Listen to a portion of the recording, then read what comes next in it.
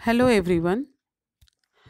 पिछले लेसन में हम लोगों ने पढ़ा कि जेनेटिक इंजीनियरिंग टेक्निक में जीन क्लोनिंग एवं जीन ट्रांसफ़र का उपयोग कर रिकॉम्बिनेंट डीएनए का निर्माण किया जाता है, जिससे डिज़ायरेबल जीन को चुने हुए एनिमल्स में और लिविंग बीइंग्स में ट्रांसफ़र करते हैं।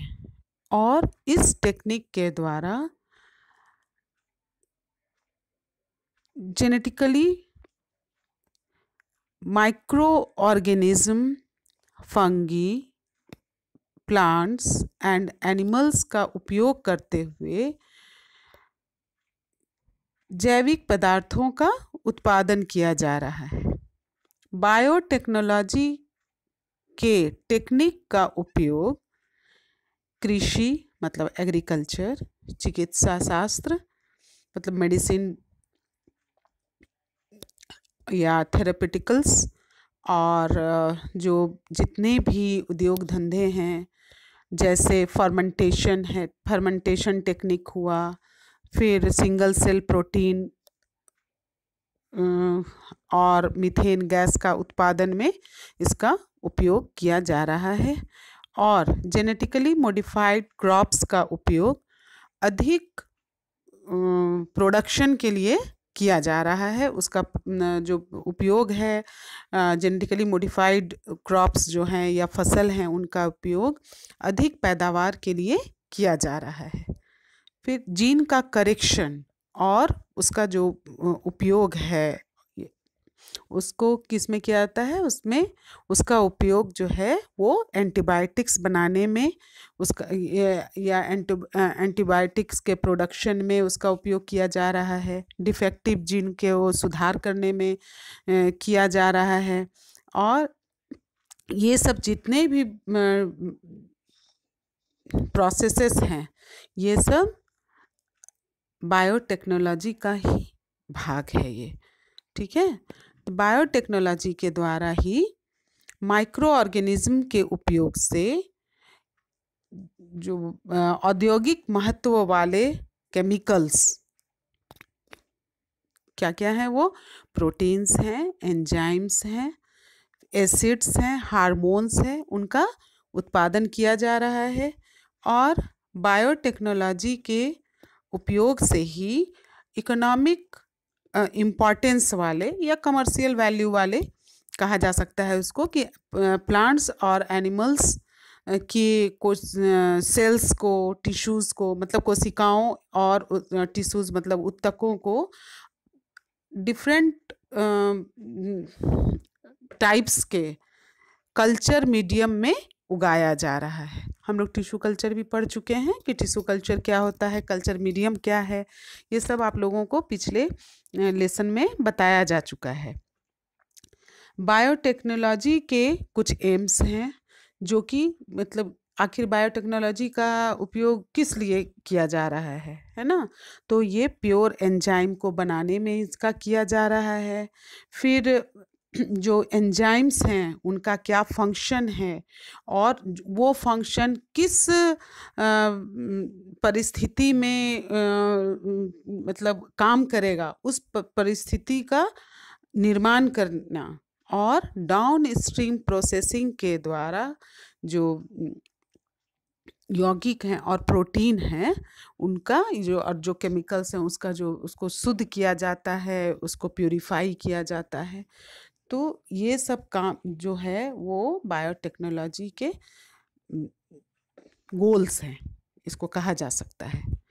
तो अब इस चैप्टर में हम लोग अभी पढ़ेंगे बायोटेक्नोलॉजी एंड इट्स एप्लीकेशन। इसमें हम जो ह्यूमन बीइंग्स हैं उनकी लाइफ के जो डिफरेंट स्टेजेस हैं, या उसको हम कह सकते हैं जीवन स्तर में जो सुधार के लिए जो बायोटेक्नोलॉजी का जो उपयोग किया जा रहा है, या ह्यूमन बीइंग्स को आगे बढ़ाने के लिए हर क्षेत्र में, तो बायोटेक्नोलॉजी का जो उपयोग किया जा रहा है या बायोटेक्नोलॉजी का क्या इम्पोर्टेंस है और उसके क्या एप्लीकेशंस हैं, वो हम लोग इस चैप्टर में पढ़ेंगे। और इसको हम लोग ये भी कह सकते हैं कि biotechnology has a wide spread applications in the welfare of human beings, है ना, कि बायोटेक्नोलॉजी बहुत सारे एप्लीकेशंस हैं जो ह्यूमन बींग्स के लिए ज़रूरी हैं, वो चाहे मेडिसिन में हो, चाहे कृषि के क्षेत्र में, एग्रीकल्चर में हो, और वैक्सीन्स बनाने में होते हैं। तो बहुत सारे इसके क्षेत्र हैं, बहुत सारे इसके एप्लीकेशंस हैं जो हर क्षेत्र में काम आते हैं और इनका बायोटेक्नोलॉजी का उसका उपयोग किया जा रहा है। तो the applications of biotechnology include therapeutics, diagnostics and genetically modified crops for agriculture, processed food, bioremediation, waste treatment and energy production। तो बायोटेक्नोलॉजी का जो एप्लीकेशंस है वो बहुत क्षेत्र में है, बहुत जगह उसका यूज़ किया जा रहा है। जैसे जेनेटिक इंजीनियरिंग है, इसको इसका जेनेटिक इंजीनियरिंग क्या है, रिकम्बिनेंट डीएनए टेक्नोलॉजी है। तो इसको बहुत सारे नए नए टेक्निक्स में इसका यूज़ किया जा रहा है।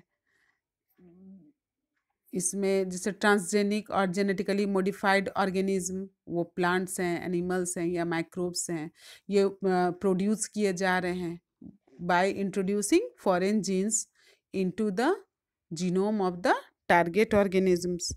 फिर उसी तरह से थेराप्यूटिक्स में है तो बहुत सारे एंटीबायोटिक्स बनाए जा रहे हैं, हार्मोन्स बनाए जा रहे हैं, उसमें इनका यूज़ किया जा रहा है। एग्रीकल्चर में यूज़ किया जा रहा है, बहुत सारे प्रोसेस्ड फूड हैं, उसमें बायोटेक्नोलॉजी का यूज़ किया जा रहा है।